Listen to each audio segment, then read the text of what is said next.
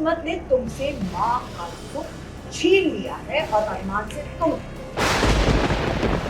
अभीरा के लिए दादी सा के कड़वे बोल। अपने लिए मुझे प्यार का खूब फायदा हुआ, तो इसलिए जब भी तुम दोनों की सुलह होगी तो तुम हम सबका रिश्ता तोड़ने लगे।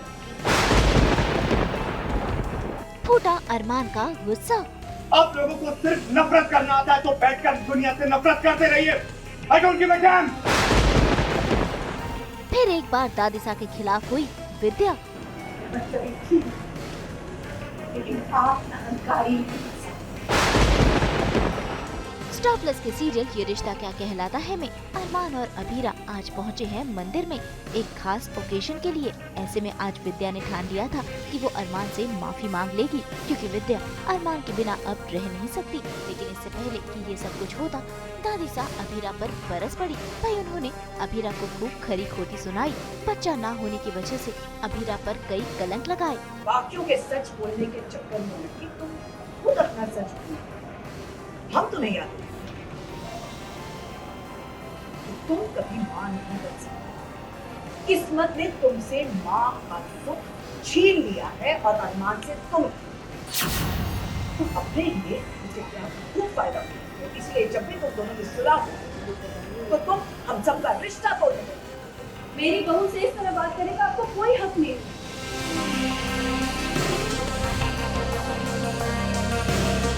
इन्हें जो कहना है मुझसे पहले मैं सुन लूंगी। तेरा अपना करी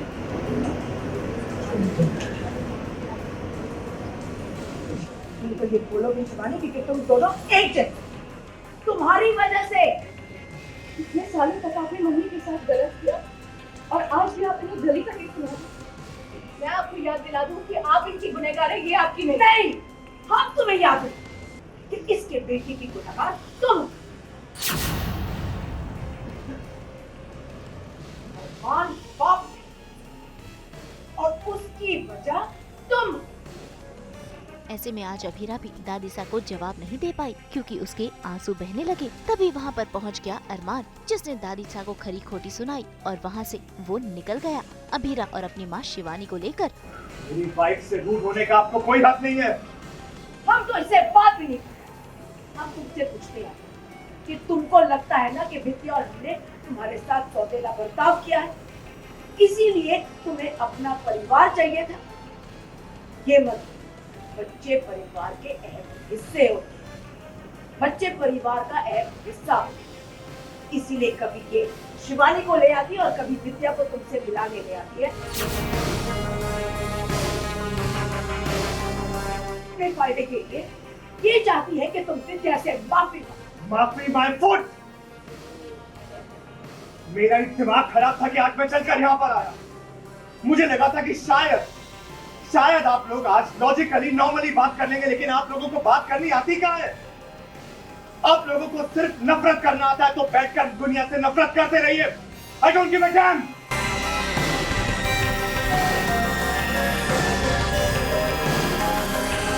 आई नो, मेरी आंखें ऐसी सूज रखी है।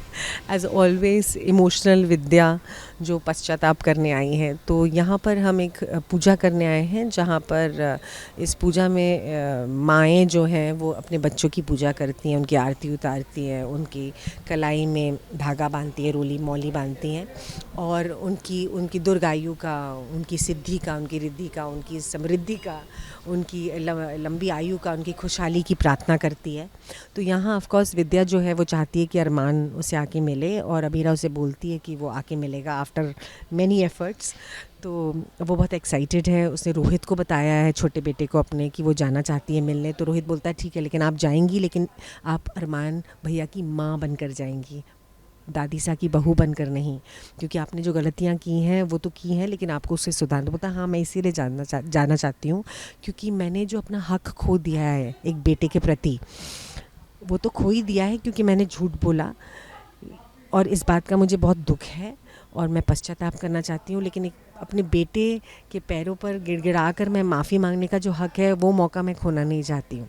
तो कैसे वो यहाँ आती है और रोहित बोलता है ठीक है मैं आपके साथ हूँ, लेकिन आपको मासा को कुछ बताने की ज़रूरत नहीं है। बिकॉज़ विद्या बोलती है मैं मासा को बोलने जा रही होती है, वो रोक लेता है कि आपको किसी को कुछ बताने की ज़रूरत नहीं है, आपको अपने बेटे से मिलना है ना, तो उससे दूसरों का क्या लेना देना, आप चुपचाप जाओ बेटे से मिलो अपने। तो यहाँ पर अरमान आता है, वो अरमान को देखती है, जाती है, बोलती है मुझे धागा बांधना है, लेकिन देखती है कि उसकी कलाई में ऑलरेडी धागा बंधा हुआ है। तो उसको होता है कि मुझे भी बांधना था, और उसको मालूम है कि ये शिवानी ने ऑब्वियसली बांधा होगा, लेकिन उसको है कि मैं भी माँ हूँ, मुझे भी बांधना था। और वो बोलने जाती है इससे पहले कि अरमान और विद्या को आवाज़ सुनाई देती है कि मासा ज़ोर से अबीरा को डांट रही हैं। तो उस तरफ जाते हैं तो सुनने को मिलता है कि अबीरा को वो खरी खोटी सुना रही हैं, बोल रही हैं कि तुम यहाँ क्यों आई हो, तुम्हारा कोई हक नहीं है यहाँ आकर पूजा करने का, बिकॉज़ तुम तो बच्चा कभी पैदा कर ही नहीं सकती हो, और तुम्हारी वजह से अरमान जो है वो भी बाप का सुख नहीं भोग पाएगा। और यहाँ ऐसे में विद्या ने तो ठान लिया था कि वो अरमान से माफी मांगकर रिश्ते सुधार लेगी, लेकिन दादीसा की वजह से ऐसा हो ना सका। बस फिर क्या था, फिर एक बार विद्या दादीसा के खिलाफ हो गई और पूरे परिवार वालों के सामने विद्या ने दादीसा को खूब खरी खोटी सुनाई। क्यों मनीष जी, आपको अपनी बेटी में कोई कमी नहीं नजर आई? इसी सदी में जीते हैं, मुझे ये तो बताइए, आज के ज़माने में भी आपको ये लगता है कि माँ ना बन पाना कोई कमी होती है? मेरे अबीरा में कोई कमी नहीं है, सारी कमी आप में। मनीष जी, पर हमारा घर तोड़ा उसका। आज वो लड़की इस घर को छोड़ने आई थी माँ साहब, सब बर्बाद कर दिया। वो मेरे कहने पर अरमान को यहाँ लेकर आई थी ताकि मैं उससे माफी मांग सकूं। मैं माफी मांगने जा रही हूँ। तुम क्यों माफी मांगोगी विद्या? हम पहले भी कह चुके हैं, इसमें तुम्हारी कोई गलती है तो अरमान नहीं, गलती मेरी है माँ साहब, मेरी गलती है। और ये तो सबसे अच्छा बेटा है और मैं सबसे बुरी माँ हूँ माँ साहब। मतलब थी, लेकिन आप अहंकारी हैं माँ साहब। सर ना ऊंचा है कि आपको सर झुकाकर अपने बच्चों को देखने की फुर्सत नहीं मिली। आप चाहते हैं कि मैं आगे चलकर आपकी जगह लूं?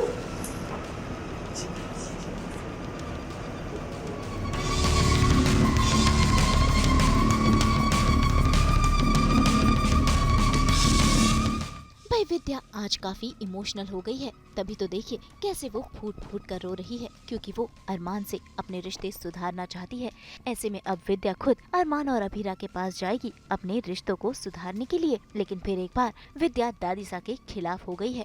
और कैसे वो मासा बोलती है गलती है उसी की, अरमान की गलती है, विद्या क्यों माफ़ी मांगेगी? तो विद्या बोलती है कि नहीं, आज वो लड़की यहाँ पर हमारे परिवार को जोड़ने के लिए आई थी और आपने सब बर्बाद कर दिया, और गलती मेरी है, मैंने झूठ बोला था, मैं समझ ही नहीं पाई कि मेरा बेटा इतना हीरा है। और एक माँ जो होती है उसका फ़र्ज़ है, उसकी ज़िम्मेदारी है कि वो अपने बच्चों को सबसे आगे रखे, लेकिन यहाँ पर मैंने अपने बच्चे की बजाय अपने आप को आगे रखा। हाँ, मैं अपने परिवार को एक साथ करना चाहती थी, माधव जी का प्यार चाहती थी, इसलिए मैंने अरमान को अपनाया, लेकिन कहीं ना कहीं मैंने झूठ बोला है ना कि उसकी माँ ज़िंदा नहीं है। तो वो जो गलती है, वो जो पश्चाताप है, वो मैं माफ़ी मांगना चाहती थी। उस मौके को आपकी वजह से आज वो मौका मेरे हाथ से चला गया है। तो वो बोलती तुम्हारा मोह है बेटे के प्रति, तो मैं बोलती हूँ उनको कि हाँ मेरा मोह है, कम से कम मुझे अपने बेटे का मोह तो है, क्योंकि आपको तो कुछ भी नहीं है, आपको तो अपने परिवार की परवाह ही नहीं है। आप देखिए हम सब कैसे बर्बाद हो रहे हैं यहाँ पर। आपका सर इतना ऊंचा आप अपना रखती हैं कि आप सर झुकाकर अपने बच्चों को देख ही नहीं पाती हैं, या आपको फुर्सत ही नहीं है उनको देखने की। तो यहाँ मासा थोड़ी सी सेटबैक होती है कि विद्या फिर से मेरे खिलाफ़ कैसे बोल रही है, और वो अरमान और अबीरा की तरफ उसका झुकाव हो रहा है। मुंबई से कुणाल उपाध्याय और शीतल कावा के साथ ब्यूरो रिपोर्ट। हम तो लेकर ही आते हैं आप सबकी ज़िंदगी में 24/7 एंटरटेनमेंट की गुड न्यूज़। तो अगर आपको ये वीडियो पसंद आया है आप इसे लाइक करें, कमेंट देके अपनी राय ज़रूर दें। ऐसे ही एक्सक्लूसिव कंटेंट के लिए हमारे चैनल को सब्सक्राइब ज़रूर करें। अगर आप ये वीडियो फेसबुक पर देख रहे हैं तो हमारे फेसबुक पेज को भी फॉलो करें, और जल्दी से अपने व्हाट्सएप पर जाकर वहाँ भी हमें फॉलो कीजिए ताकि आप ना मिस करें एंटरटेनमेंट का कोई भी अपडेट। नाम तो आप सब जानते ही हैं, सास बहू और बेटियाँ।